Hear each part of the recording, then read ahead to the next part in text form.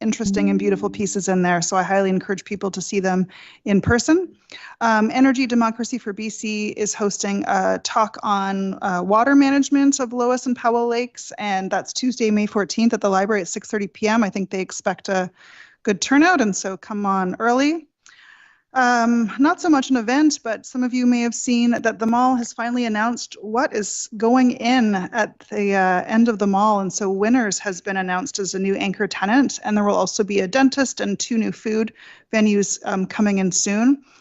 Just a reminder that the end of the mall where the bus loop is, even though it's under construction, it's open and the buses are running there. So please continue to use that entrance. But ultimately, the bus loop or the bus exchange will be moving closer to Shoppers Drug Mart. Not yet, but I look forward to that happening for people to be able to get closer to groceries, etc., who are taking the bus.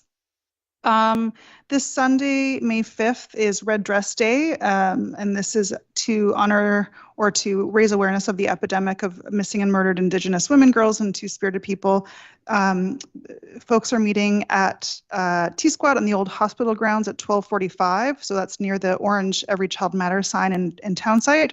The walk will depart at about 1:15 and continues on to Ajumu or Willingdon Beach for ceremony whenever the walk arrives there. And so people are welcome to do the full walk or to drive to meet up with the ceremony there. And so the Garden Club is doing the hospice fundraiser, but also the hospice itself is doing a walk, run, hike, or bike fundraiser. And it's on until May 25th. And so you can set up a fundraising page. I've done it myself, and I've pledged to take 200,000 steps this month, which sounds like a lot, but it's actually pretty modest on a daily basis. And so I encourage people to donate, to walk, run, hike, or bike, or to start a team or start a fundraising page themselves. And that's it from me, Mayor. Councillor Armida. Thank you, Mayor. That was the hospice walk you announced? Yeah. Oh, yeah.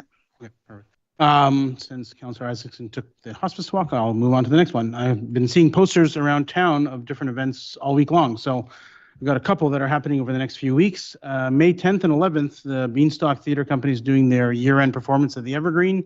Tickets are available at 32 Lakes or online through the Beanstalk's website. May 16th, if council meeting is not exciting enough for you, at the same time as the council meeting that night, there's a concert at the Max Cameron, 7 p.m. Robin Lane and the Rhythm Makers are visiting to town. Tickets are available at the Peak and the Nutcracker. May 22nd, there is From Opera to Broadway happening at James Hall featuring Walter Matella. I imagine you can find more information on the Academy website. And May 25th is the Villa are hosting a team from Campbell River in a friendly. So that's still a few weeks away, but you might as well mark your calendars. And finally, June 9th, Councillor Dowd had mentioned some of the things happening this weekend with the Garden Club. And then June 9th, they're actually doing a spring garden tour. So tickets are available now at Mother Nature and Springtime Nursery. So you might want to get those tickets earlier rather than later. So. Yeah. We'll now move to the adoption of the agenda. Councillor Dowd. Mr. Mayor, I've got something I'd like to add to the agenda, and that is the emails from Kim Barton-Bridges, Claudia Medina, and Shane Ashton Hopkins that were sent to mayor and councillors. Be included on tonight's agenda as correspondence as items number 5.2, 5.3, and 5.4. Thank you. Can we do that by consensus, or should there be?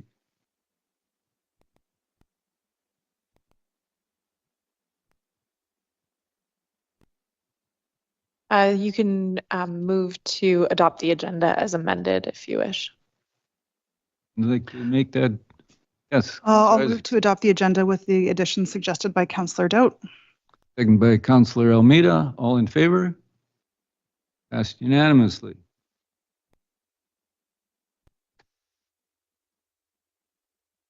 We'll now move to the adoption of the minutes of the regular council meeting April 18th and April 18th in the special regular council meeting.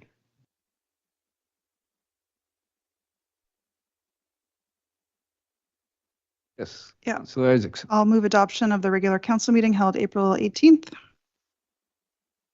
Seconded by Councillor Almeida. All in favor? Passed unanimously. For the special council meeting? Councillor Almeida. I'll move that the minutes of the special council meeting held April 18th, 2024 be adopted. Seconded by Councillor Southcott. All in favor? We'll now move to correspondence. We have 5.1 and the additions that Councillor Doubt has made. Councillor Doubt. Yeah, I have a bunch of comments, and the letters all have some similarities, and I want to address them all together because I think they are important concerns for the community.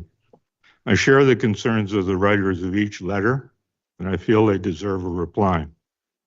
All of the letters address bullying, harassment, and intimidation tactics that I believe are being used by an organized group to disrupt council meetings and to deny others a safe forum for discussion at city council meetings. I've seen fear in the eyes of people who come to speak to council when they know how they will be treated by that group. And I've watched as they try to calm themselves and build the courage to make a presentation. That should never happen.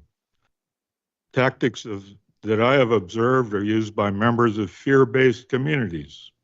I've talked before about a book I've been reading by Diane Kaelin Shukra, and there's a foreword in there by George Clough, somebody we know about and have dealt with at this place.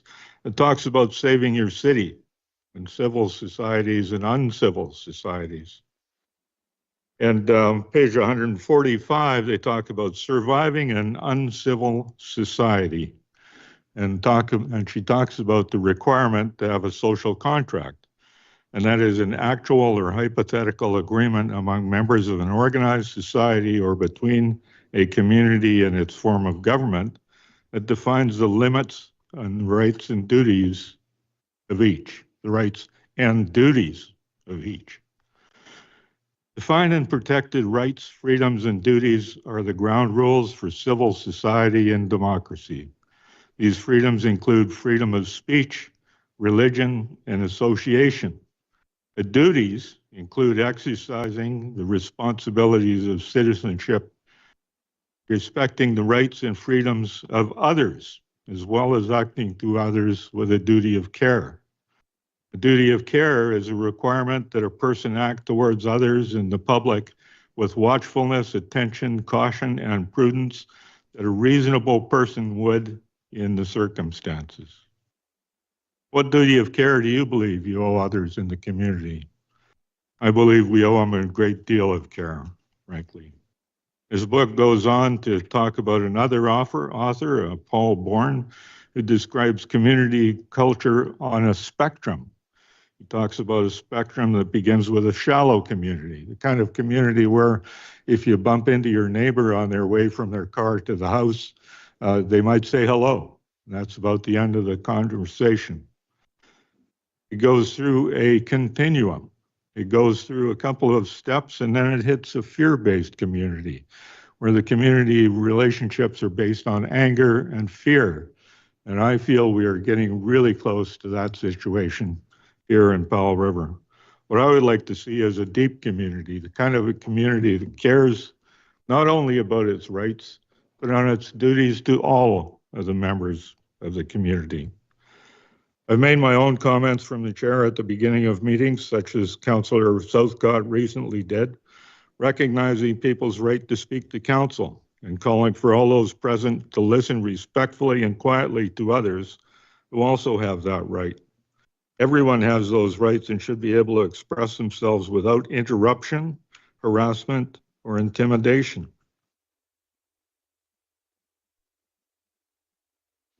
Duties of the chair are outlined in our procedure bylaw. I want to talk about some of that in detail. The mayor has talked about some of the concepts earlier. I want to point out some of the ones that are in here. And I'll go to points of order. And what our bylaw says is, without limiting the presiding member's duty under section 132(1) of the community charter, the presiding member must apply the correct procedure to a motion. The motion is contrary to the rules of procedure of bylaw, and whether or not another member has raised a point of order in connection with the motion. When the presiding member is required to decide a point of order, then the presiding member must cite the applicable rule or authority if requested by another member. Another member must not question or comment on the rule or authority cited by the presiding member under section 2A, and the presiding member may reserve decision for the next council. There's a lot in about conduct of debate in our bylaws, but basically the process when someone moves a point of order is for everyone to stop talking, for the chair to inquire of the member who has raised the point of order what their point is. Then the chair has a duty in a calm, respectful way to make a ruling on what that is. And it should be respected by the chair and everybody else around the table. And unless there is an appeal, and there is language in our rules bylaw to suggest that you can appeal a decision of the chair on a point of order and the majority will be upheld. I think it's important that those be applied. And I think all of us as council, because we all in different times are in the chair, need to get better about putting those policies into place and into action in a fair and impartial way, free of anger and in a spirit of a duty of care. I see that the mayor of Quesnel has recently been censured by his council for promoting his partner's book, minimizing the impacts of the residential school system. We need to get together and deal with each other in a better way, in a welcoming and positive way. I want to spend a little time on misinformation and disinformation. The Qathet Regional District decided to change its name in 2018, before I was elected to office. The provincial government obviously decided there was sufficient proof of community acceptance because they made an order in council to change the name. Nothing secret, nothing underhanded took place. The Qathet Regional Hospital District decided to change its name in 2022 before the last election, also before I was chair of the Qathet Regional Hospital District. Again, the provincial government made an order to make that change. Again, they must have believed that there was sufficient proof of community acceptance. I'm proud of those decisions. I'm proud they were made, and I stand by them. The name of the Qathet Regional Hospital was changed by Vancouver Coastal Health after a long community consultations, including work with the Tla'amin Nation, intended to provide a safe, welcoming environment for everybody in the region on the basis of equality. I had no role in that decision. That was for the board of the Vancouver Coastal Health Authority, but I support it. I feel it goes some small way to reconciliation, which is a goal of mine, in common with the federal and provincial governments. Those were not City of Powell River decisions, and if anybody wants to question the process, I suggest that they should take that up with the responsible bodies. This isn't it. One delegation brought up their uninformed opinion on the Powell River Garden Club in the same change issue, the same name change issue, as evidence that the majority voted against, it was said. But Councillor Doudt, are you addressing any Yes, I am. particular issue on the agenda Yes, today? I am. Which one is I'm it? addressing the letters in the package. And what reference have they made about the garden in that? They've made reference to all of those things in their letters. Do you want me to read them each to you? No, I would just like to bring some context into your long speech. Well, I'm sorry it's long. I think the procedure bylaw, I've got that highlighted, allow me to speak for 15 minutes, and I don't think I'm anywhere close to that yet. All right, we'll time that. You're going to time that. Okay. So, regarding the garden club, club had a vote to consider a name change. I'd like to, I missed my spot here, so I better start over. That garden club doesn't spend a lot of time on politics. They have better things to do with their time. I know that. My partner has been president for a few years, and I'm a member. The club had a vote to consider a name change that passed by a majority. They then asked members to submit any name they might like and had a vote at a meeting to see if they could agree on one of those names. The vote was 64% in favor. Their constitution required that if they were going to do something like change the name, they required 66 2/3. There were a couple of votes away from that, and almost a supermajority, 64% of the people said yes. That's not the majority saying no, and I think facts are important when we're having these discussions. The Claudia Nation requested, and they did not demand, that the city change its name, and they pointed out their reasons for doing so at an open meeting of the C3. Pain and suffering that continue to traumatize those affected by the residential school system is real, and I believe it to be a part of the reason for that request. The press were present at that open public meeting, and there was again nothing secret or underhanded about the request or the reply from the city, which is still in progress.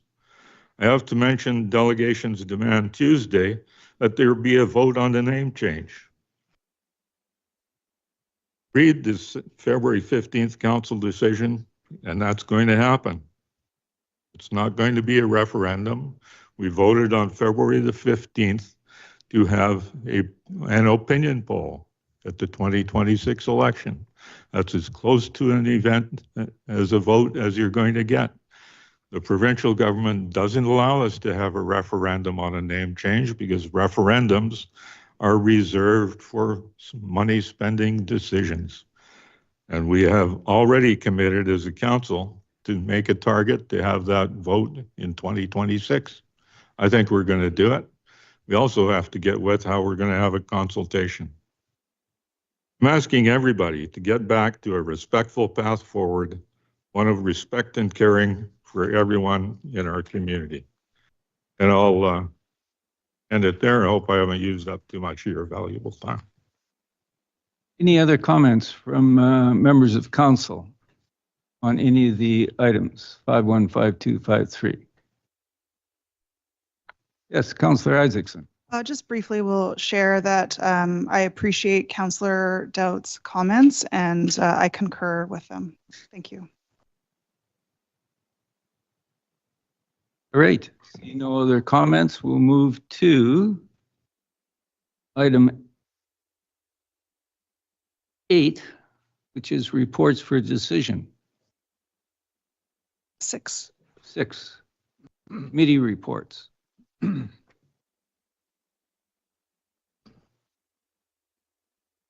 Yes. Councillor Elliott. Thank you, Your Worship. So the Select Committee on City-Owned Properties had a meeting on February 29th, and I was actually not present at that meeting, but I'll just present that they did have that meeting. And at that time, we had Tom, sorry, I can't remember. Anderson was our chair, and he has since resigned, and I've been elected as the new chair for that committee. So the minutes are attached, and we're here to report out on them. And we've got some motions coming forward from that committee a little bit later on in the agenda. Thanks. Any other comments on the Select Committee?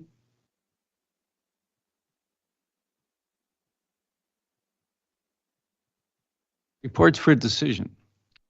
8.1, zoning amendment. Worship, if I may. Sorry. I must have on my agenda, I had those as blank. I had 6 and 7 as blank.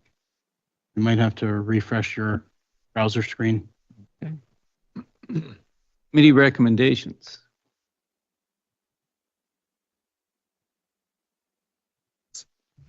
We're on 6.2, Committee of the Whole.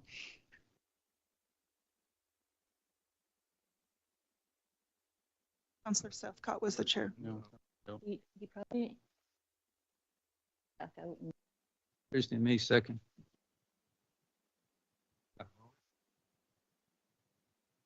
Change on mine. Yeah, this is very different from what I have on my screen. I'm going to fix your screen for you. Hey, First. I can fix. That's really can restart that. So 6.2, Committee of the Whole meeting, April 16th, 2024. Councillor Southcott, you were Thank you, chairing? Worship. Yeah, I didn't want to review it particularly, but there's one item. It is 3.2, which I'd like to suggest a very slight amendment to, and that is that that the survey that's referred to is made specific that it was a survey of the concerned citizens of Powell River, as the item mentions, and not a survey of the city. And I think that could be achieved by simply inserting a word there between THEIR, between from and survey in the note following that item 3.2. So that's a motion if it needs to be. Just to clarify those minutes, if that's appropriate, according to our corporate officer. Councillor Isaacs. Maybe I'll just restate for the corporate officer. So on item 3.2, I know we're not adopting the minutes, but to amend the minutes for 3.2 to insert the word there between from and survey.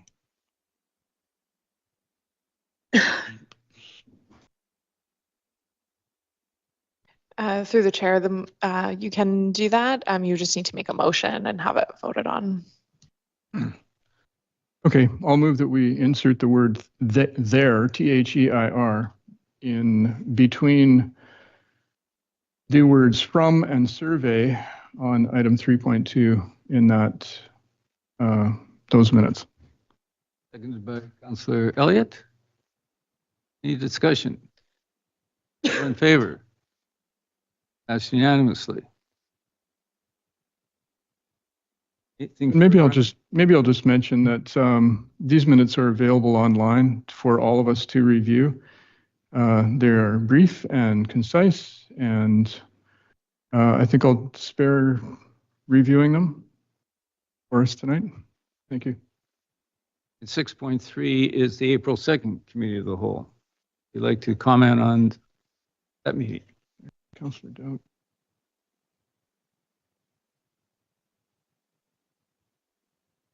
Yeah, thank you, Worship. Maybe I'll just, since I was chairing that one, I'll just mention that we had delegations from Robin Murray and from Kim Barton-Bridges. We had two motions written by Councillor Isaacson, which then proceeded to council. And we had various correspondence, reports from planning regarding the updates to our zoning bylaw, particularly to make our bylaws compliant with the legislation that's come out over the past few months from the province, engagement reports, and that was pretty much it for that meeting. Thank you. Any questions for Councillor Southcott on the April 2nd meeting? Go to item 7, which is... I'm sorry, Your Worship. There was one question I had with regard to those minutes as well. In item 4.1, just going to bring those up. Item 4.1, at the end of that motion, it does not specifically note that it was carried, but I'm wondering if the Says by carried, unanimous consent. pardon? So I have a point of order. Yes, what is the point of order? I think, and I didn't renew my agenda this morning, I think what we're doing right now is reviewing the minutes of a previous committee of the whole. Mm-hmm.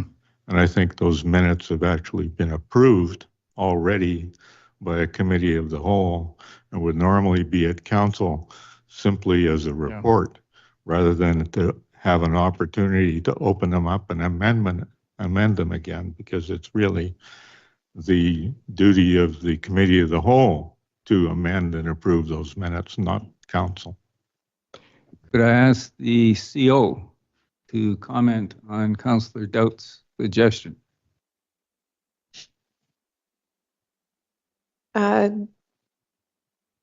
Mayor, you can, sorry, I'm just working through the process. So, yes, typically minutes would be changed by the committee. However, the committee is a committee of council, so council can make amendments to the minutes with council's approval. What should happen is because the minutes have been adopted, and what probably should have happened for the last one as well, now that I think about it, is because you're revisiting a decision that's already been made, that motion should be rescinded and then moved again to have that issue on the floor again. All right. Just before Southcott, Councillor Amita. Unless I heard Councillor Southcott incorrectly, you were referring to 4.1 being referenced as unanimous consent. The second paragraph on 4.1 says it on top. It just doesn't say the result afterwards. It says that it was unanimous consent for the following motion, which I think achieves what. Thank you. I stand corrected. Councillor Doubt. So I'm suggesting if we decide that the committee of the whole is going to approve its minutes, and then after that, council can approve or amend or change those minutes, wouldn't that be a reconsideration of the previous decision to accept the minutes? Just trying to avoid getting into a quagmire of operation here that we don't know who's responsible for what. I believe that our corporate officer has said that can be done by council because the committee of the whole, and just provide any further clarification if you would. Certainly, through the chair. You can either reconsider or rescind. Rescinding is a little easier procedurally, but you could do it either way. Yeah, it would be up to you. Councillor Southcott, what is your wish at this moment? I'd be happy to withdraw both of those suggestions or requests, Your Worship. Okay. Thank you.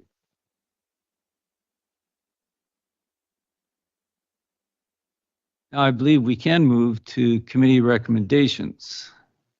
7.1, property recommendation. It's referred from the Select Committee on City-Owned Properties, April 25th, 2024. Yes, Councillor Elliott. Thank you, Your Worship. I'll be happy to make the motion, and if I get a seconder, we can speak to what the committee was hoping for.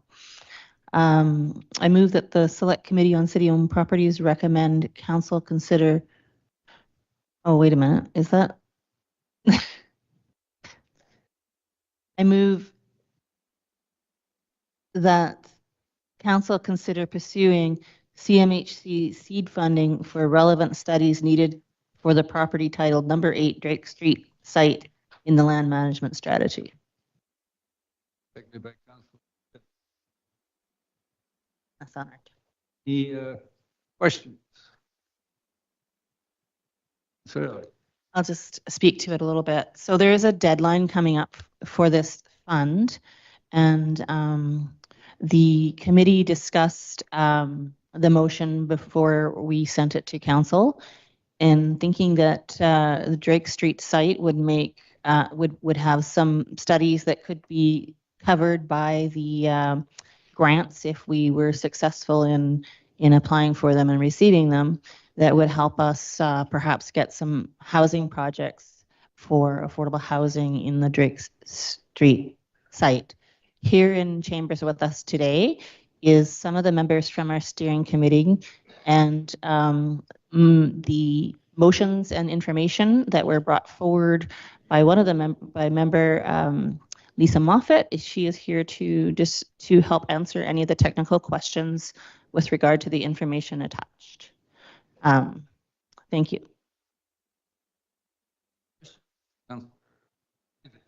Thank you, Mayor Wasno. So a couple of questions. One, I mean, if there's a deadline coming up and we do want to pursue it, I would think that the motion would not be that we consider pursuing, but that we direct staff to pursue. So that's one thing on my mind. And if I'm correct with that, then maybe I'll ask another councillor to make that amendment.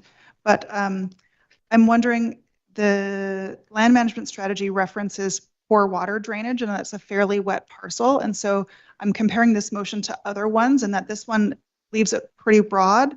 And so maybe this is a question for Lisa Moffat about if you could talk a little bit about what the CMHC seeding funding requirements are, and like whether something with so vague, like without an intended purpose, fits into their requirements for funding. So I would, through the chair to Councillor Isaacson, thanks for the question. I would refer to staff for specifics on CMHC grant funding applications, because I haven't written one, but the grant funding was open on March 1st. It doesn't have a deadline, but like the money dwindles as the time frame extends. And the list of things that are covered by the grant are on a slide that probably was emailed to you this afternoon. I'm just looking at staff to see if that happened. There was a slide deck from the select committee meeting. And so it's things like geotechnical studies, like all the pre-work that you would want to do for pursuing some kind of development on the properties that are there. So really the motions are intended to direct staff to seek the seed funding to see what's viable on the 3 sites that you have in front of you today.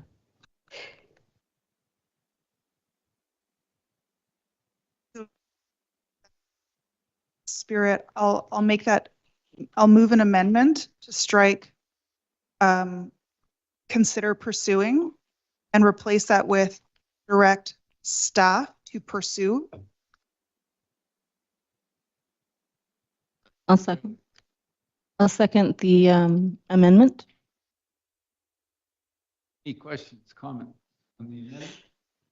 All in favor? That's unanimously. And now to the main motion. All in favor? That's unanimous. Point 2. Sorry, I've got to get back to where I was. 7.2 is I move that council direct staff to pursue CMHC seed funding for relevant studies needed for the property titled number 16 Ewing Place site in the land management strategy, so that the city can move to partner with Foundry or a nonprofit housing provider or developer or builder to create a mixed-use commercial and residential development to accommodate youth-aged and multi-aged residents. So Elliot. Yes, please. So similar to the previous one, the Duncan Street site, we learned from folks who are on our committee that they had done some preliminary environmental there, and they did not expect to find contamination from the Squatters Creek fill, which is one of the concerns that we had. And so we know that one of the preliminary studies. Squatters Creek. Oh, sorry. Are we not on Duncan Street? I'm on the wrong one. Next one. Okay, I read the motion. Did I? Okay, sorry, wrong place. That's the next motion. Ewing Place is the one down behind the food bank and the, right? Yeah. So, yeah, this is downtown. It needs to have parking and businesses, and we think it's an exciting place to do a project. It has some restrictions in size and having to provide parking for some of the existing buildings there. But we are excited to do this preliminary studies and get moving on a project in this area. So we thought it was ideal. Thank you. Just questions about intention. There's a lot of ors in this motion. So first question through the chair to Councillor Elliott or to other members of the committee. Did you talk with Foundry? Like Foundry is listed specifically. Is this a piece of property that they are expressed interest in, or tell me more about that? So members of the committee had talked to Foundry and they are looking for a place. We don't know if they want specifically this place or what their timing needs are. And so the ors were to allow for that or some other partner, because we would be interested in partnering with them should the timing work out and we'd be able to move at, and they do have some budget to throw in, which was a good thing. We wanted to leave the door open for other partners in case that didn't line up, because everybody's in such a preliminary stage. And so similarly to the first motion, the intention is to pursue funding for feasibility work. This doesn't approve any particular project, but if we want to move forward on using some city-owned properties, a feasibility study would be the start. And this allows the city to move forward on that without requiring like a partner to come forward. I guess that's the intention, the chair. Through the chair, yeah, I think there's some environmental scans and a few things that a lot needs before you can make plans to build on it. And those studies that we could do with the funding would assist us in perhaps putting it out to tender for searching for partners to do projects. Questions?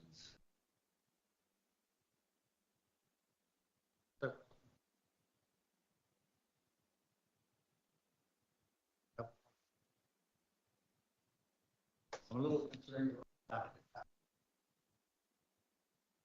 We want to comment on staff capacity for undertaking.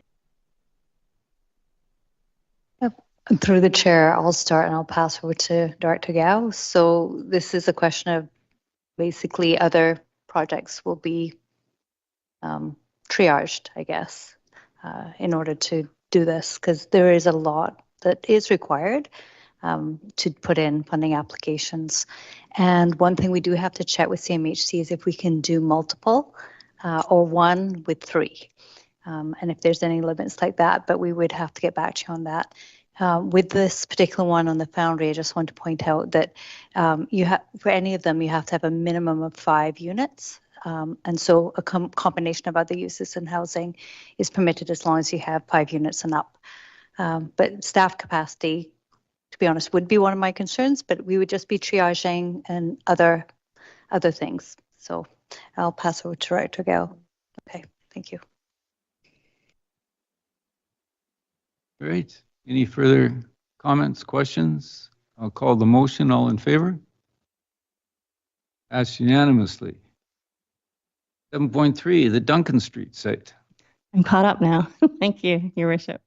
I move that Council direct staff to pursue CMHC seed funding for relevant studies needed for the property titled number 20 Duncan Street site in the land management strategy so that the city can move to partner with a nonprofit housing provider or developer or builder to create a mixed-use commercial or residential development to accommodate low or moderate income households. Seconded by Councillor Almeida. Councillor Elliott, would you like to comment further? Yes, please. So there are a bunch of ors in this one too, and it was recognition that mixed use might not be the best use for that lot. We had some concerns from some of the members that that particular site may be best just for residential, maybe a small apartment or some such thing. The target for this is the low to moderate income working folks. It's not the what do you call? We have different words for it. It's not for the subsidized housing or the necessarily for people who are not working, although they could live there too. That's the target for this particular house, for this site.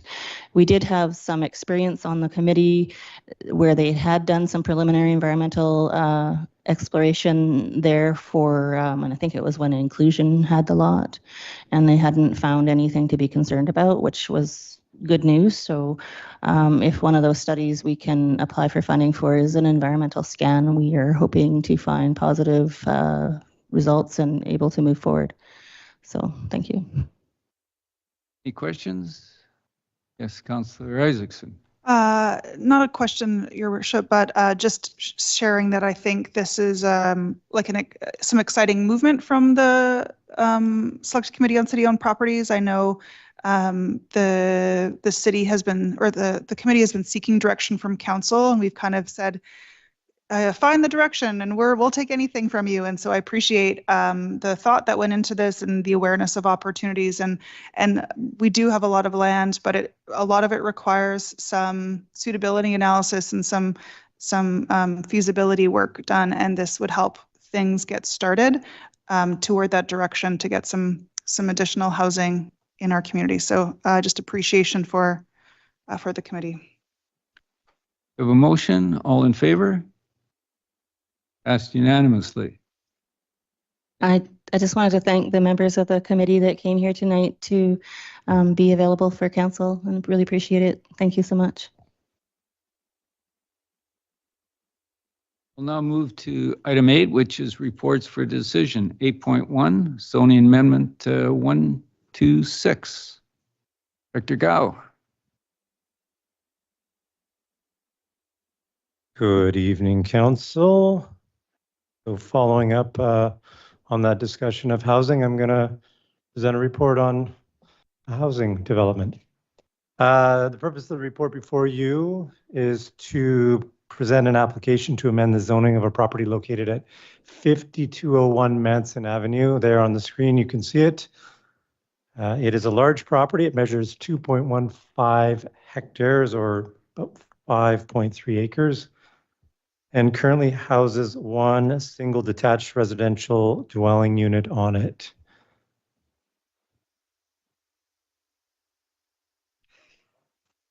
Maybe.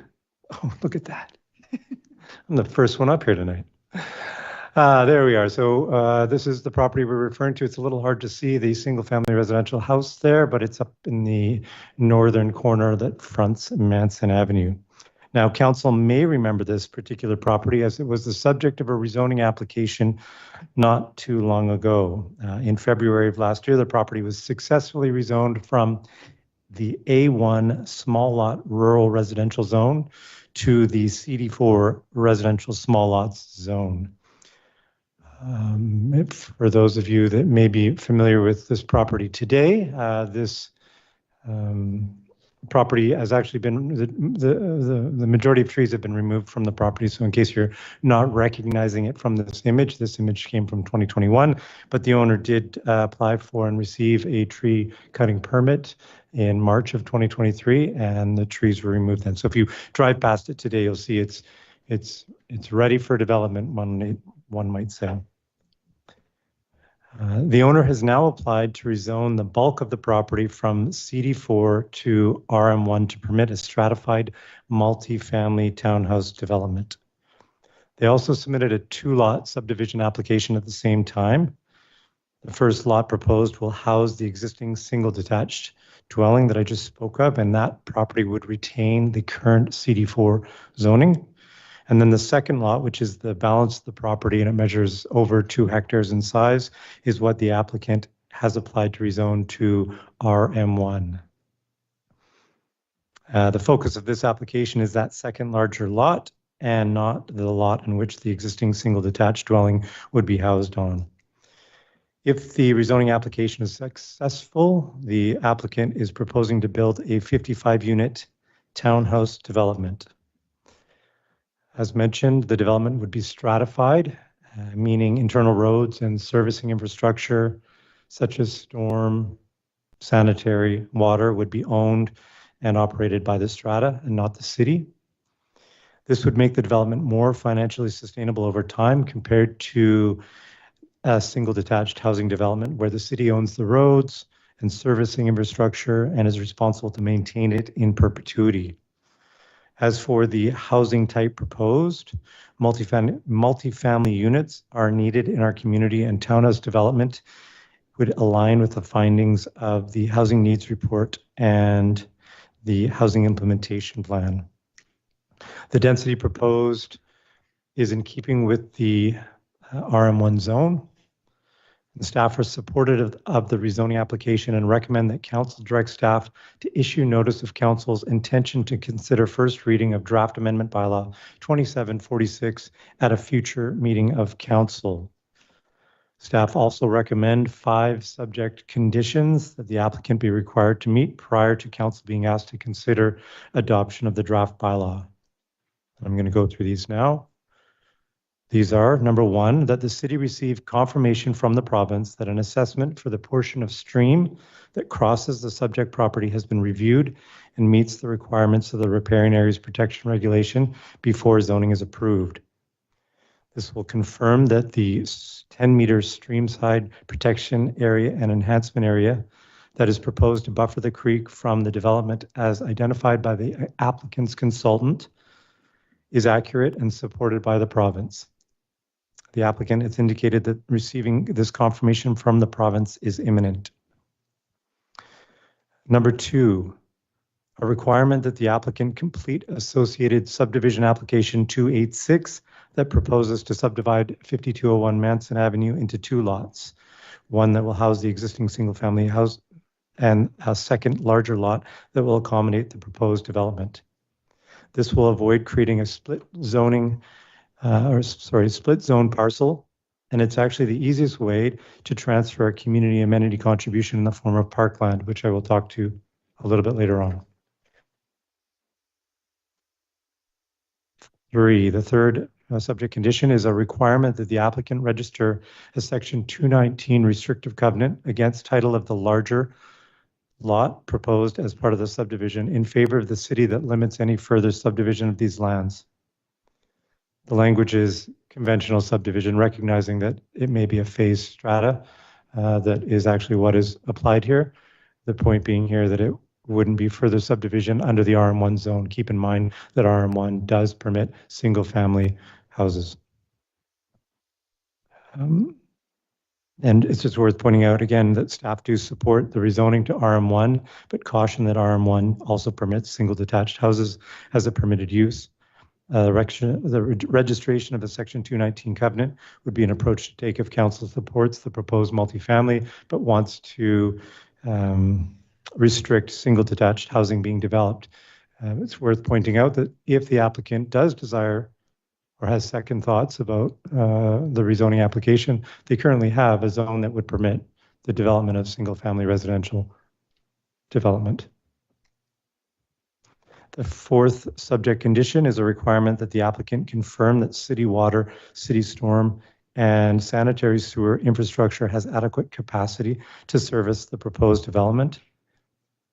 This was engineering staff responded to the internal referral requesting this information, and I did have a brief conversation with the applicant the other day who says this information already exists, so that should be a pretty easy solution, and we would just ask that we get a copy of that so that we can review it. The 5th subject condition is a requirement that the applicant continue to work with staff to secure their voluntary community amenity contribution as outlined in their statement of intent that was included in the staff report, as well as their CAC offer proposal letter also attached to the report. The applicant's current offer is for parkland dedication in the vicinity of the riparian area and a donation to the Affordable Housing Reserve Fund of $500 per unit. Staff will continue to work with the applicant to formalize their offer that would then be presented to council for consideration. And a final consideration included in the recommendation is whether the draft amendment bylaw is consistent with the official community plan. If so, this is a situation, in fact, our first situation where holding a public hearing would be prohibited if it isn't in fact determined that it is consistent with the Local Government Act. And this is a result of the changes to the Local Government Act that were brought in by Bill 44, the prohibition on holding a public hearing where an amendment bylaw associated with the development is seen to be consistent with the existing official community plan, and that application is tied to residential housing. It's staff's recommendation that draft zoning amendment bylaw 2746 is consistent with the official community plan based on relevant objectives and policies found within. Key subjects areas considered were the Westview neighborhood planning objectives, growth management objectives and policies, urban residential low density policies, environmental sustainability and GHG emission reduction policies, land use and development planning policies. All support accommodating ground-oriented residential uses in urban areas with existing infrastructure and close to recreational amenities and commercial services. Staff consider the subject property a strategic location in the city as it is an area with existing servicing infrastructure. It is on an existing transit route. It fronts a street that is part of the city's cycling network, and it is close to recreational amenities and existing commercial services. And that completes my presentation. I'm here for questions if you have any. Thank you for that comprehensive report. Councillor Almeida. Thank you, Chair. Just a quick question to Director Gao. The strata that you mentioned as part of the street, is this similar to the development up on Saturna, close to the Music Academy? That's a stratified street as well? Through the chair to Councillor Almeida, yes, both are stratified developments. The property you're referring to up on Saturna is also a private road, and I'm not sure if there's further questions that you may have as a result, but yeah, okay. That's fine. Thank you. Any additional questions? No. Anybody care to move the motions recommended? Right. Councillor Southcott. I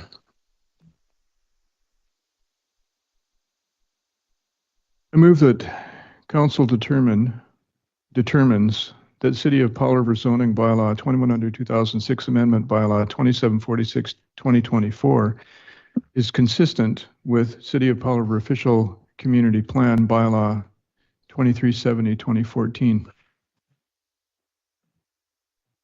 Seconded by Councillor Almeida.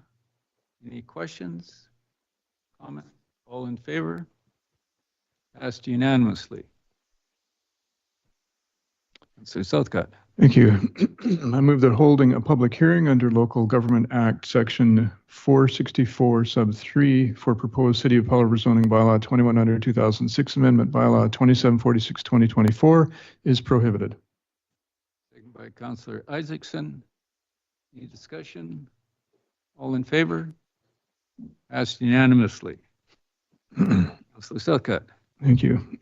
I move that council direct staff to issue notice of council's intent to consider a first reading of City of Powell River zoning bylaw 21/2006 amendment bylaw 2746/2024 pursuant to Local Government Act Section 467 at a future meeting of council, subject to meeting the following conditions prior to zoning approval being granted. A, confirmation from the province that an assessment for the portion of stream that crosses the subject property has been reviewed and meets the requirements of the riparian areas protection regulation. B, a requirement that the applicant complete associated subdivision application 286 that proposes to subdivide 5201 Manson Avenue into 2 lots. One lot that will house the existing single-family dwelling and a second larger lot that will accommodate the proposed development. C, a requirement that the applicant register a Section 219 restrictive covenant against title of the second larger lot proposed as part of subdivision application 286 in favor of the city that limits any further subdivision of these lands. D, a requirement that the applicant confirm that city water, storm, sewer, and sanitary sewer infrastructure has adequate capacity to service proposed development. And E, a requirement that the applicant work with staff to secure their voluntary community immunity contribution offer as outlined in their statement of intent and CAC offer proposal letter attached to this staff report as appendices F and G respectively. Seconded by Councillor Isaacson. Any questions? Councillor Isaacson. Not a question, but just a comment. I'm quite excited to see this. I know when this first came before council earlier and council approved CD4, there were a few comments of the time expressing interest in more density, considering how close the subject property is to amenities, and especially given the uptown development that's happening and all of the new apartments going in there, we can really see the possibility of land that's so close to services being developed with more homes for more people close to services. So I was quite excited to see this, and I support this motion. Councillor Silka. Thank you, Worship. I also mentioned that I support this wholeheartedly as well and appreciate the density being proposed. Councillor Palm. Yeah, thank you, Chair. Mr. Gallagher, just one quick question. You made reference that if the developer has any difficulties with any of the conditions that have been applied here, that he could come back and still apply for single family. Did I hear you correctly? Through the chair to Councillor Palm, I'm trying to point out that the developer currently has a zone that would permit. So if there is a challenge along the way and he decides that rezoning this to achieve the multifamily, he has zoning in place that would allow single family residential development. So if the timelines got stretched out and didn't meet his agenda, he could always come back. Through the chair to Councillor Palm, he wouldn't have to do anything because he's got the zoning in place already. He could move forward with a building permit application tomorrow. Subdivision application first, sorry. Thank you. See no further questions or comments. All in favor? Passed unanimously. Thank you, Mr. Gao. Reports for information. Reports from the Municipal Directors of the qathet Regional District. Who would like to? Councillor Elliott. We're fighting for the opportunity. I'm It's gonna an exciting opportunity too, because we've had 2 meetings since the last time we had the report. So I'll go ahead with the April 24th meeting of the Regional District. So just paging through, what did we do? Approved the audited financial statements for 2023. We directed staff to provide a report on potential options to bring the qathet Historical Museum and Archives up to funding needs compliance. So been some questions about that, and we're going to work with the Historical Museum and Archives group to solve those problems. Made some financial plan amendments to catch up to the actual financial plan before we do the final tweaking of it. We have a report on a 10-year tax rate summary for the regional district. It's quite a detailed report that goes back on the history of the taxation for each one of the different areas of the regional district. And I encourage people to go to the website for the regional district and take a look at that if you want some detailed historical tax information. And we got a presentation on land use planning for agriculture and talking about an invitation, and the board directed staff to invite the Ministry of Agriculture Advisory Committee, the Powell River City Council, Lamon Nation Executive Council, and interested members of the board to an upcoming meeting for the purposes outlined in the March 22, 2024 letter from Jeff Waitman, Acting Director of the Ministry of Agriculture and Food. And that basically is a discussion on the future of agricultural property. And they're coming to talk to the regional district, but we're providing an invitation to all the other local governments to join in that. And the last thing we did was a bylaw amendment, a financial plan bylaw amendment, to finalize the bylaws for 2023 to 2027. Then going on to the regional board agenda for Wednesday, May 1st, which was not that very long ago. There was a request from Russell Brewer, the interim chief administrative officer and chief operating officer of the Tla'amin Nation, for a letter of support for Indigenous Housing Fund application. And they're planning to build a multi-tenant building on the Tla'amin Treaty Settlement property in town site, and asked for a letter of support. And the regional district has voted to provide that letter of support for that housing development in support of their getting a grant. And we also applied for a grant from Spark BC, Local Community Accessibility Grant Program, to raise some money for alterations to the regional district board office. And that is to expand the offices to make room upstairs for a larger boardroom that should have slightly more capacity for people to absorb and attend those meetings. The last order of business yesterday was to invite Joseph R. Scaff from Young Anderson to present board on the topic of forums, open meetings, and closed meeting requirements, and that the City of Powell River Council and the Tla'amin Nation Executive Council also be invited to attend. And the Young Anderson representative there is a person who spoke at the AVICC about meetings, C3 meetings, C2 meetings, open and closed meetings with information about how they believe they could be done, short of legal advice, but some assistance in what we might want to think about. A couple of exciting invitations. And if Councillor Elliott has anything to add, I'd like to hear it. Councillor.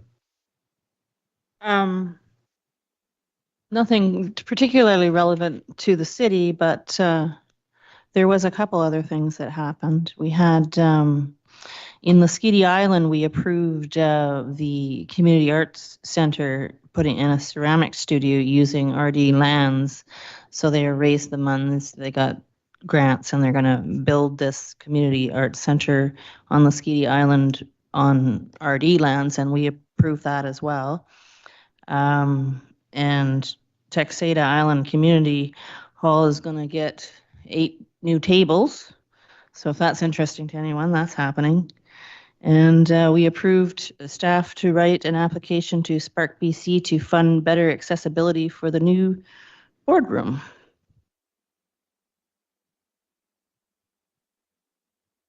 Thank you. I will now move to bylaws.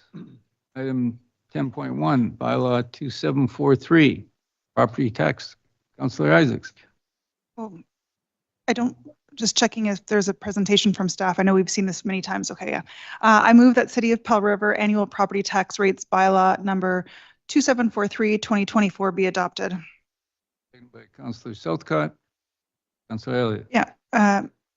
Thank you, Mayor. Before we vote on this, I just, for those watching online or in the audience, the tax rates bylaw sets the balance of taxes between different classes, for example, residential or industry or business, and then also sets it for the city and also the RD and qathet regional hospital district.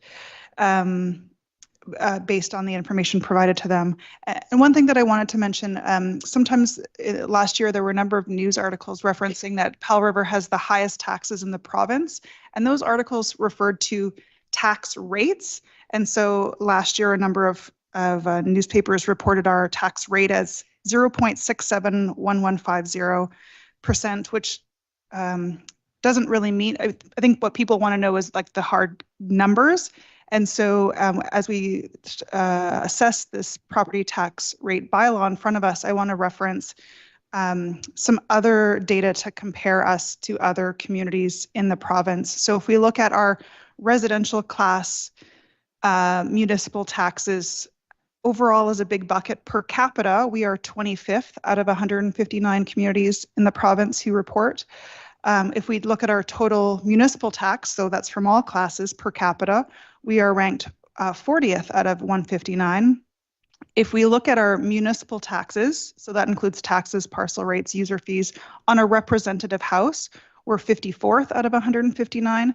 And if we look at our total taxes, so that those include regional district, hospital district, et cetera, on a representative house, we are ranked 65th out of 159 communities in the province. So I just wanted to provide a bit more context when people talk about our tax rates, what we're actually talking about and how that differs from the tax levels. It doesn't mean that people feel that our taxes are high. That could be a true thing. But in terms of accuracy, what we're talking about, the tax rate bylaw that we're addressing today is different than the actual level of taxation and the dollars that people see on their bills. Thank you, Chair. Your Worship, but just for clarification for the public that may be watching, where can the public find these stats and what year are you referring to? So I'm referring to 2023. I went to the BC government's website and looked up municipal taxation. And so I don't have the link right in front of me, but it's public data provided by the province on municipal taxation. Thank you. Yep. Any further questions, comments on the motion we have on the floor? Move the motion. All in favor? Passed unanimously. Thank you. Now move to bylaw 2744, zoning public hearing. We have a proposed bylaw and a recommendation. Councillor Elliott. I move that the City of Powell River zoning bylaw 2100-2006 amendment bylaw 2744-2024 be read a second time. Second by Councillor Almeida. All in favor?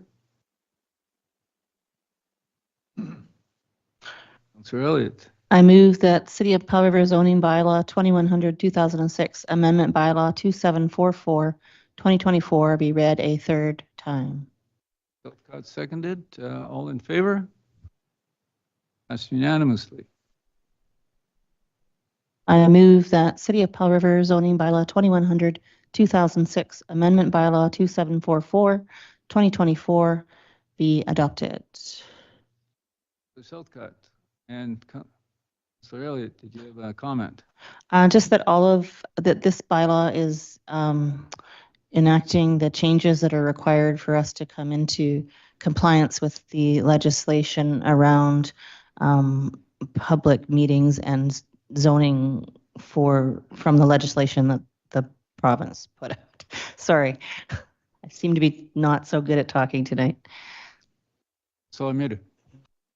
Thank you, Mayor. Just a clarification from staff, I guess. In the time I've been sitting up here, isn't there normally a space between the third reading and adoption? There's like a meeting in between or something?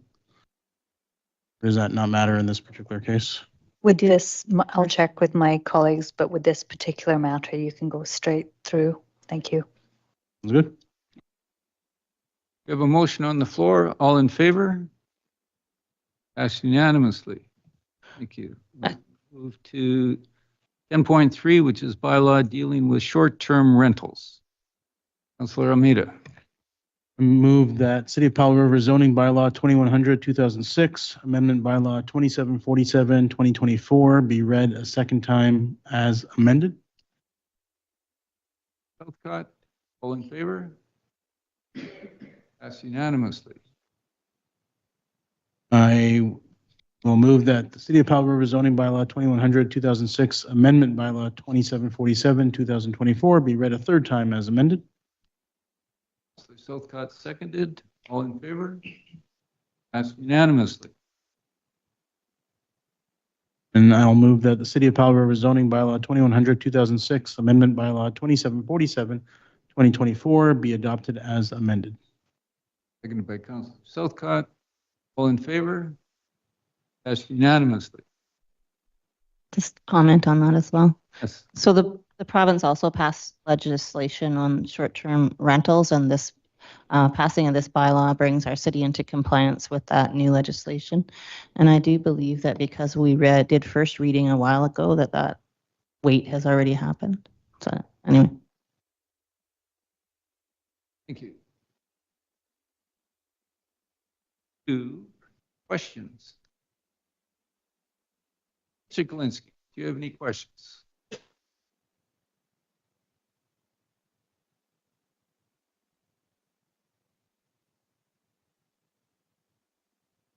Thank you, Your Worship. Just a quick one with regard to bylaw 2743 property tax rates.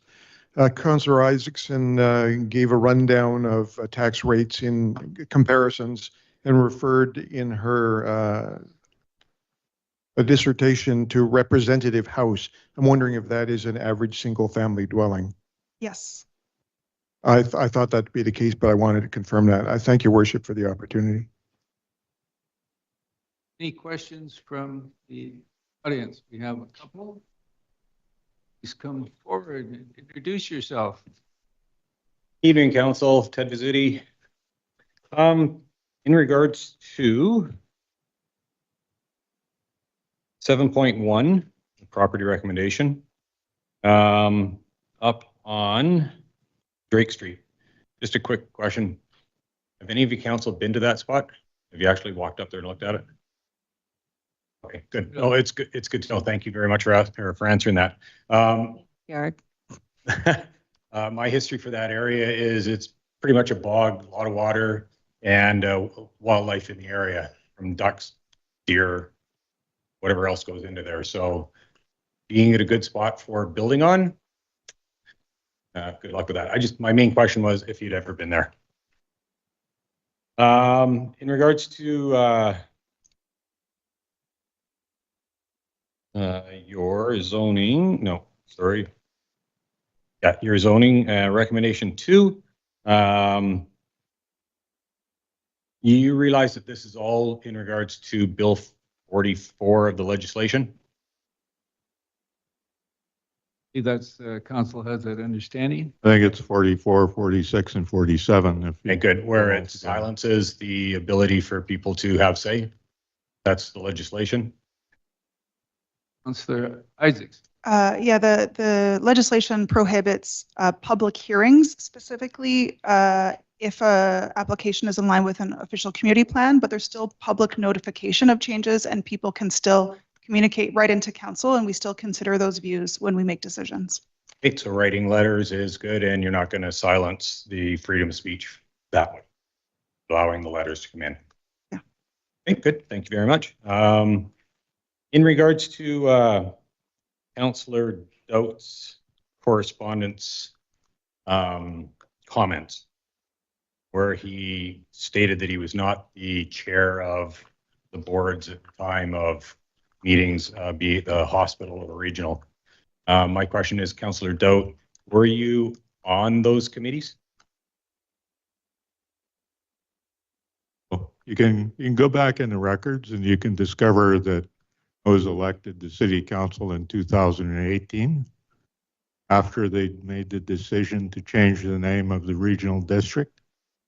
I was elected actually chair of the regional hospital district in 2022 after the election and after the decision had been made to change the name of the regional hospital district. And I was on from 2018, I was a member of the board of the regional district. So did you have a vote on either of those at any time? I didn't have the votes on the one in 2018 when I wasn't a member of the committee. I was elected in 2018. Oh. In the other one in 2022, I did have a vote on it. Good, thanks. I just wanted to clarify when you were... As with everybody else on the board. Okay, I just wanted to clarify that you were where you were on the boards, because there's lots of talk about how that was held and what type of consultation was done in regards to those name changes. We'll leave that one alone. As for your comments in regards to how the people should act and council meetings and all the rest, I agree. I agree with you 100% that we should all be able to act proper, and thank you for bringing that up. If I can, I'll just clarify where you were kind of shooting down the concerned citizens group, where they come up and ask questions or they come up and present stuff. This happened on May 4th, 23, when we came in here to do a calm, easygoing session with council here to say that we're against the name change. And we were confronted that night by quite a group of the other side, banging drums and actually hitting a lady that went to the RCMP and reported. So where you're telling or saying that we, the concerned citizens group of color, needed to be a little better at what we do and be more nice. Well, we were confronted with the opposite that night, and have since that night, we have been confronted many, many times, being called many names by many people, the subhuman and all the rest. So I just would like to say that what I blame for all of these problems that are going on is actually the local government and the government in provincially as well. But thank you for answering my questions, of which I had earlier. And I just wanted to clarify that it does go both ways on what actually is going on out there. But we come in here, we sit pretty good and try to help out. But we do get threatened all the time. So just let you know. No, that wasn't a question, but I'm going to reply to it anyway. Okay. I remember that April, I think it was it 2023 or was it 2022, when you weren't yet the concerned citizens of Powell River, or you weren't telling the world that was your name. There was a protest going on. No, it was. There was a. You spoke? Can I? Absolutely. Thank you. There was a protest going on by the people who were against the name change. They were out there. There was another group of people who were in favor of the name change. Both groups had a total right to be there and to express themselves and to freedom of speech. They also, both groups, had a duty of care to the other people to allow and to recognize that everybody else had the free speech and not to be interfered with, and the freedom not to be intimidated, harassed, or bullied. And that's what I'm asking people to stop doing. Because frankly, when I hear people trying to yell at me when I'm speaking, stomping their feet, clapping, flipping me the finger from the back row, I call that harassment and intimidation and bullying. Doesn't work with me. I don't think it should be done.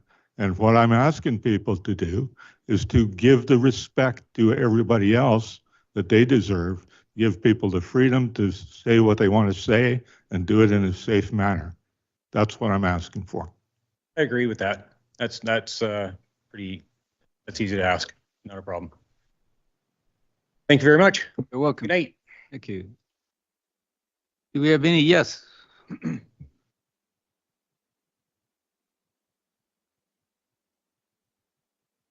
Thank you.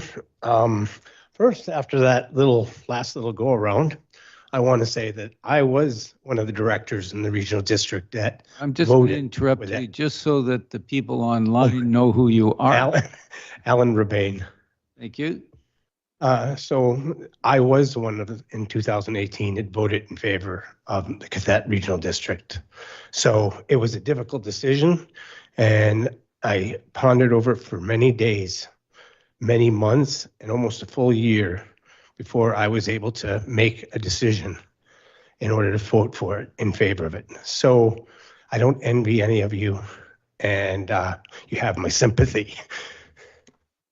I'm up here to talk a little bit in question. I have a question, but I have to have a number of questions. But I'd like to give each one of you, so since it's been long awaited, what I'm putting on Manson Avenue. The development and the development permit is in City Hall and paid for. And one of my questions, and I have talked to the Director of Planning, and he's been very accommodating. And I would like to know, I understand Bill 44, I have a copy of it right here. And I submitted the development permit in March. I have submitted this subdivision application in January 2nd, and here we are in April or May. So I'm quite concerned the length of time it took to get here to this point. And as you all know, I'm doing this because of another issue, which I won't bring up, but I'm moved to this site to try and mitigate some of my losses. So I've had to work on putting together simultaneously putting in this application and not having to wait to work on a certified architectural draft drawing that you have in front of you, civil works for the frontage on Manson Avenue, civil engineering for the strata, landscaping architect and drawings, hydro designs, riparian area designation, government filings, and surveyors pinning of the park dedication that I'm going to be dedicating the city with a 4-meter future path, walking path to the rec center. And final blueprints were going to be finalized before the end of the month. In order to do something like this in 90 days is almost impossible for most developers for the scale I'm talking. It's not 55, it's 60 units. So my first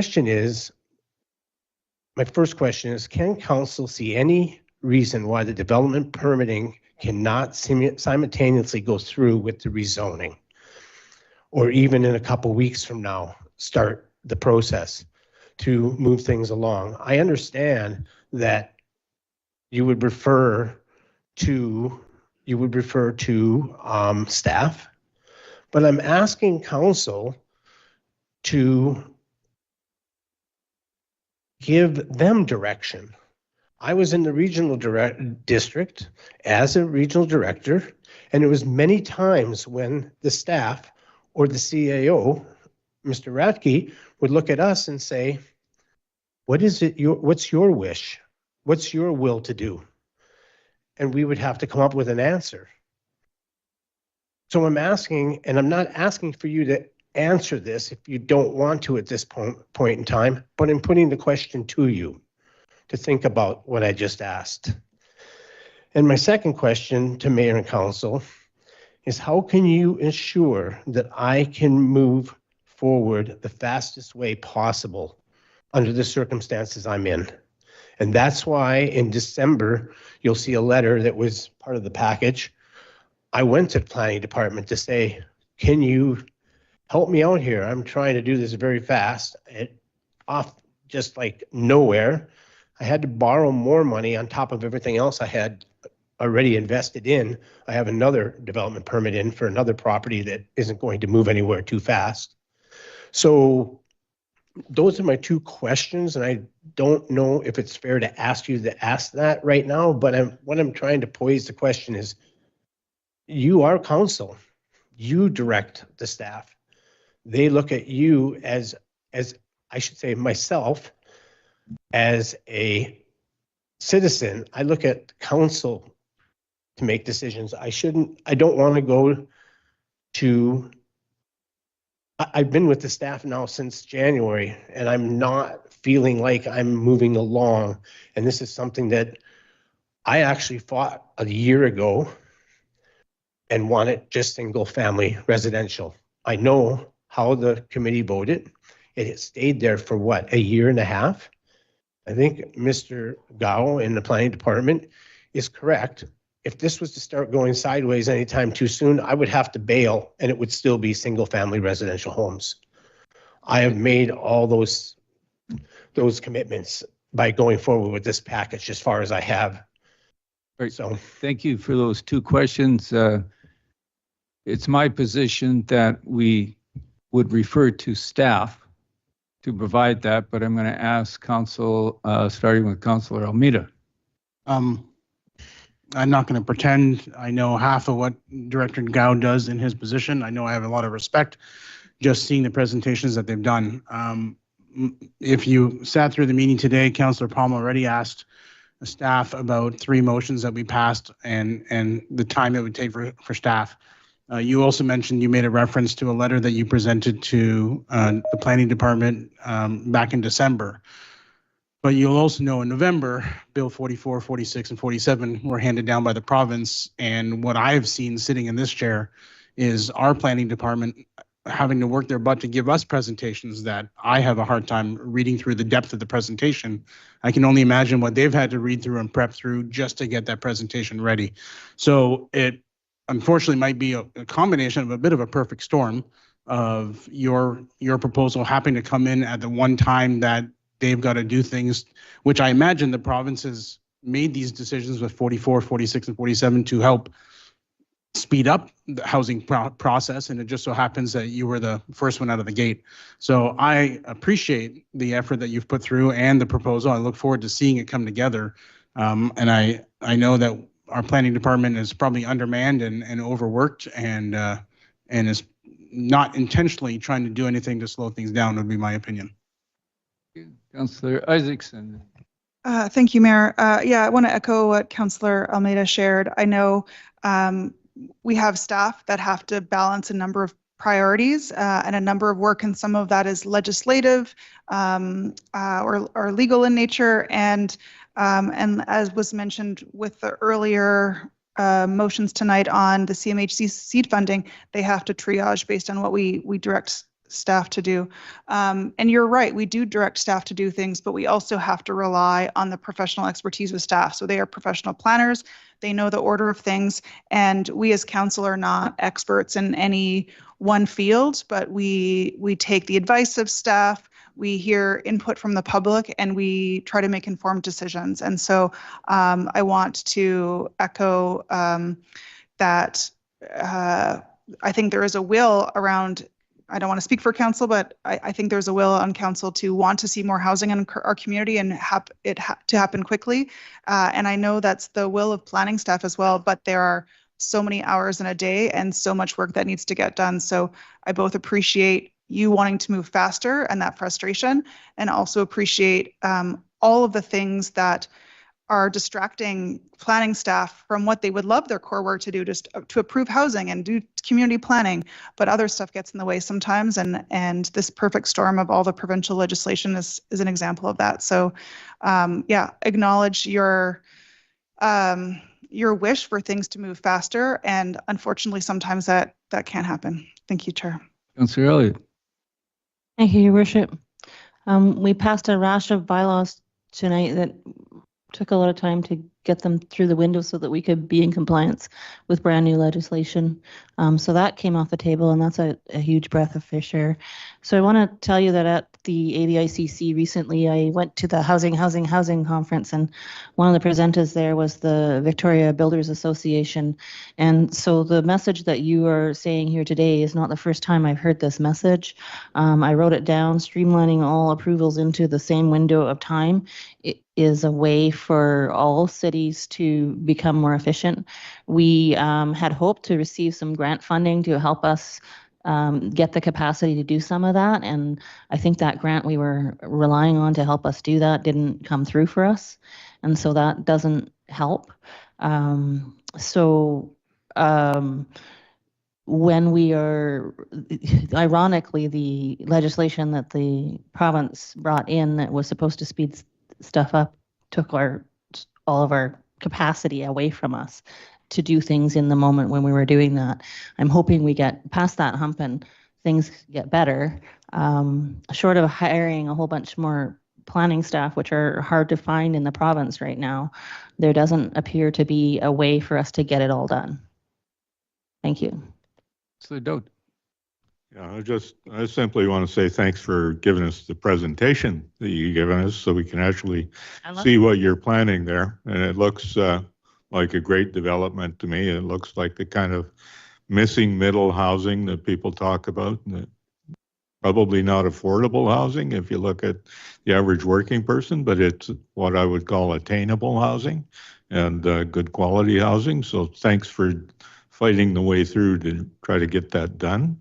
And I think staff knows how much we want to see housing developed in the city of Powell River and how much we want to see it get moving as quickly as possible.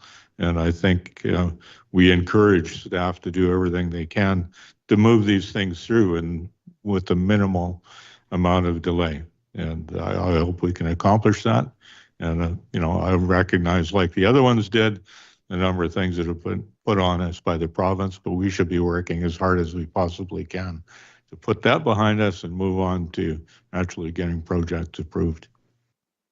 Mr. Palm. Chair, Mr. Rebane, as you know, we're very dependent on our planning department to process applications. I heard you ask one particular question that I think Mr. Gao could address since he has the microphone now. And that was, can we do something simultaneously, I think was your question. Do you want to just rephrase that for Mr. Gao to respond to? My question was, I trying to understand why we can't do it simultaneously, not at the same time, but at least get it in front of council for the development permit stage. So after the zoning is moved forward, then the DP can follow only a couple weeks later instead of months later, maybe 2 or 3 months later.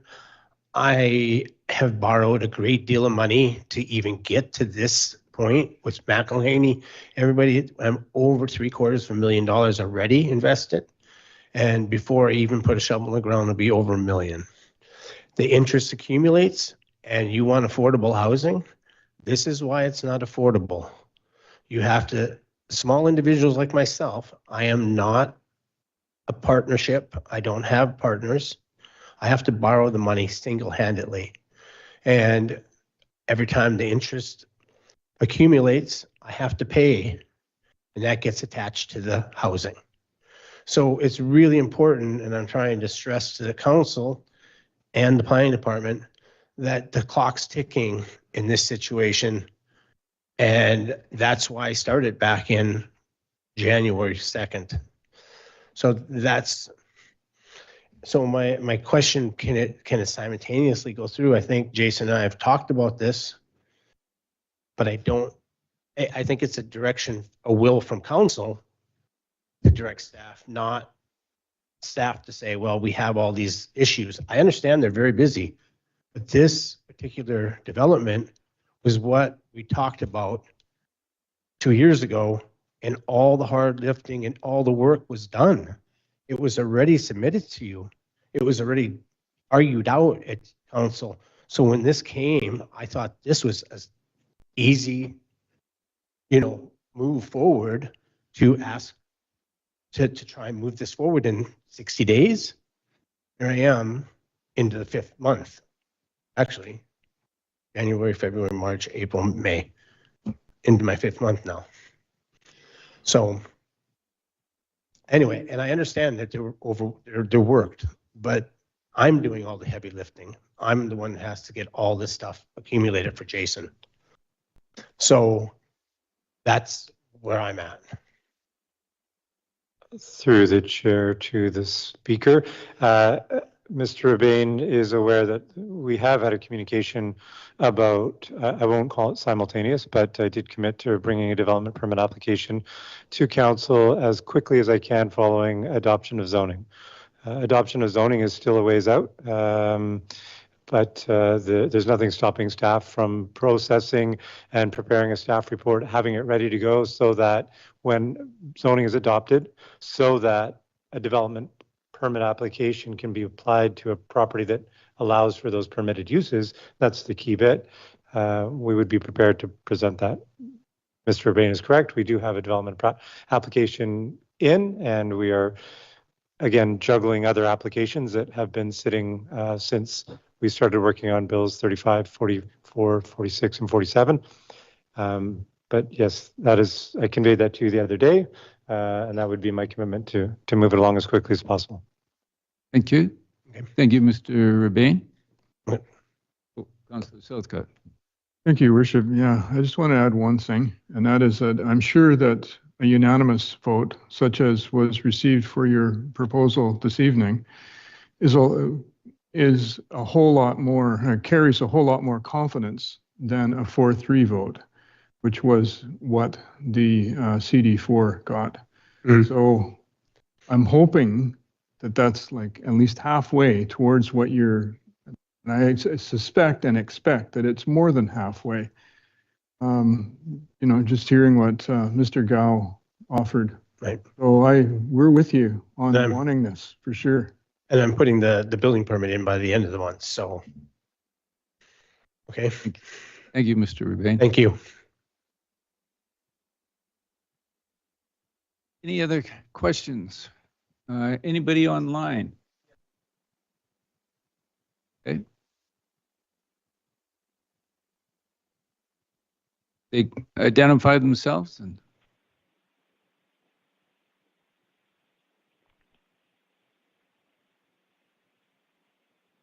Yes, please, if you'd provide your name and your question.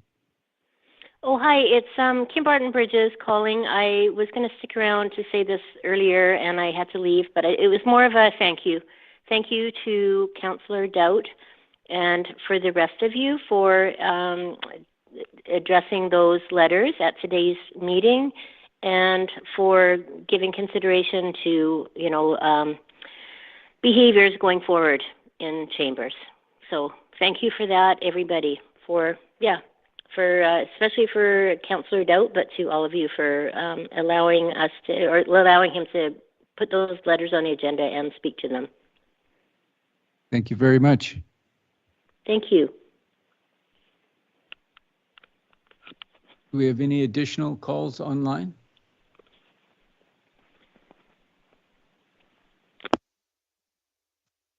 Motion, Councillor Isaacson. Yeah, I move that council move into a closed meeting to discuss matters covered by the community charter under section 90, part 1, C, labor relations or other employee relations, and J, information that is prohibited or information that if it were presented in a document would be prohibited from disclosure under section 21 of the Freedom of Information and Protection of Privacy Act.